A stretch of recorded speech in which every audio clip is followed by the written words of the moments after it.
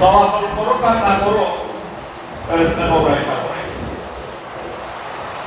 হ্যাঁ, তাহলে এখন এনার্জি কিছু মানুষ কি করে, এনার্জি কাজ করে প্রথম উম্মিদ নিল্লাহ করে আল্লাহ পাকের বান্দাকে বান্দিকে চিন্তা করে আমার মধ্যে ফেরেশতাদের উম্মিদ নিল্লাহ এ আল্লাহ পাকের বান্দা বান্দি আল্লাহর হুকুমে দিতে হবে, এই হুকুমে দিতে হয় না, আর হুকুমে আল্লাহর হুকুমে ফেরেশতাদের আল্লাহর হুকুমে দিতে হয়। কথা বললে খবর যে খবর বলতে ব্যক্তি পুরুষ আর মহিলাও উড়ে বসে। তো এখন প্রশ্ন করে মান রব্বুকা ওয়া মা দীনুকা ওয়া মা নাবিয়ুকা ইত্যাদি ইত্যাদি প্রশ্ন। এটা প্রশ্ন তো মান রব্বুকা তোমার রবকে এই ব্যক্তি জানতে রব্বি আল্লাহ যখন মান রব্বিকে কই উত্তর ব্যবস্থা তোমার রবকে, তখন ওই কর্নারে কবরের কর্নারে মানুষ দাঁড়াইয়া তার সারটা বলতে নিজের দিকে যাবে।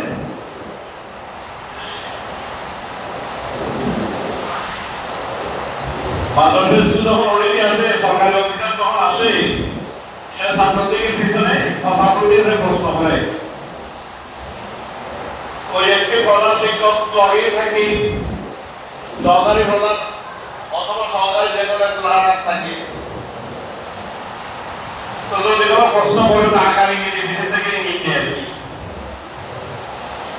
আকার ইঙ্গিতে পিছন থেকে ইঙ্গিত দেয়। যদি ইঙ্গিত পাইলে ওই প্রশ্ন খুব দ্রুত না পাইলেও ইঙ্গিতের কারণে অনেকটা দিয়ে দেয়। এরকম আর তো ফেরেশতা জিজ্ঞেস করে মারুফ বলে তোমার রবকে ওই কবরের কর্নার থেকে ইন্টেনশন আলো সাহায্য করতে নিজের দেয় না দেয়।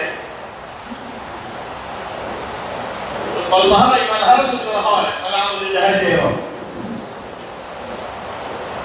نعوذ بالله منه. نعوذ بالله. حضرتنا هذا عذاب فتنة الأكبر. يقولون দুর্যোগের সময়টা খুব বড় মর্মান্তিক অবস্থা, কঠিন অবস্থা। শেষ তো পরীক্ষা কামিয়া তাদেরকে দেখা যায় যে রব বললেন আর পছন্দ দরকার লাগে। আরেক হাদিসের মধ্যে আছে যখন কবরের শোয়ানো হয় ফেরেশতা তখন আসে কবির আল্লাহ কই দাঁড়ায়, তাকে জিন্দা করা হয়। আর ফেরেশতা প্রশ্ন করে আমার রব্বুকা তোমার রবকে। ওই মৃত ব্যক্তি বলে সোহান এবং ভাইয়া রাখি এখান থেকে দূরে সরে যাও কি আমার আসলের সময় চলে যায়। আমি কেন ঘুমছিলাম জানি না, কখন ঘুমালাম, আমার দুর্ভোগ, আমার বদমা, আমার বদনসিব। যখন নামাজ পড়ে শুয়েছি, ঘুমিয়েছিলাম, খেয়াল আছে ওর ফাঁকে দিয়ে সূর্য অস্ত চলে গেছে, আমার খবর নাই, সূর্য ডুবু অবস্থা দেখা নাই। সে যে খবর এসে উঠতে তাহলে খবর নাই। ফেরেশতা প্রশ্ন করে সত্য না, এখন চোখে চলে যাও, আজ মানে কোনো কথা কইও না। ওজুর মানে চলে আসছে, আমার দিক ঠিক নেই, আমি কোন দিক থেকে ওজু করতাম, সূর্য ডুবু অবস্থা দেখা যায়, আমি আসর নামাজে ওজু করি, আমি তাড়াতাড়ি আসর নামাজ পড়ে তোমার সাথে কথা বলবো। আপনাদের সাথে ফেরেশতাই বলে তুমি খবরের মধ্যে আসছো, এখানে তোমাকে প্রশ্ন করা হইতেছে, আল্লাহ পাক আমাকে দায়িত্ব দিয়ে পাঠাইছে, সেই কোন তুমি কে তোমার সাথে বলে কথা হবে। আমার আসরের সময় চলে যাইতেছে, সূর্য ডুবু অবস্থায়, আমার বদনসিবের উপর ফল আমি খেয়াল করতে পারি নাই, ঘুমিয়েছিলাম, এখন আমাকে ওজুর ভাজির ব্যবস্থা করে দাও, আমি আসরের নামাজ পড়ি, তারপর তোমার সাথে কথা হবে। দুইটা না, সে বুঝলো ফেরেশতার কথা, ফেরেশতা বুঝলো তার কথা। আর কবরে আমার নামাজ পড়বে কিভাবে, কবরে আমার ভাজি আমি কোত্থেকে, সে কি বলে ফেরেশতা বুঝলো তার কথা, আর সে বুঝলো ফেরেশতার কথা। তুমি কি সব রাগ করতেছো, হারাহারি করতেছো, আমি বলতেছি আমার আসরের সময় চলে যাইতেছে, তোমার তো হয়ে তোমার সাথে কথা বলে, তুমি এরকম শুরু করছো। Allah SWT তোমার নশাত মাফাকি সহিয়াতে হাত জানছে, এখানে ফেরেশতার মধ্যে কিছু ব্যক্তিগত মনোবল হয়, তন্ত্র হয়, তন্ত্র হয়। আল্লাহ পাকের তরফে ফেরেশতা এসে খুশখবরি দেয়, আল্লাহ পাক এই মুহূর্তে খুশখবরি দিয়েছে, ও ফেরেশতা তোমার কথা মৃত ব্যক্তি বুঝো না, মৃত ব্যক্তির কথা তুমি বুঝো না। আল্লাহ পাক তোমাকে বলছে চলে যাওয়ার জন্য, আর আমাকে পাঠাইছে। আল্লাহ পাক বলছে যে বান্দা দুনিয়ার জমিন ত্যাগ কইরা কবরে শোয়ার পর আসরের নামাজ পড়ে না, তাকে আর রব সম্পর্কে কি প্রশ্ন করো? রব সম্পর্কে এখন তো প্রশ্ন শেষ। আসর নামাজ রোজা করার জন্য মালিক আলোচনা করে শ্রদ্ধা খানে যদি রবকে দিবে, তো তুমি তাকে আর কি প্রশ্ন করতেছ?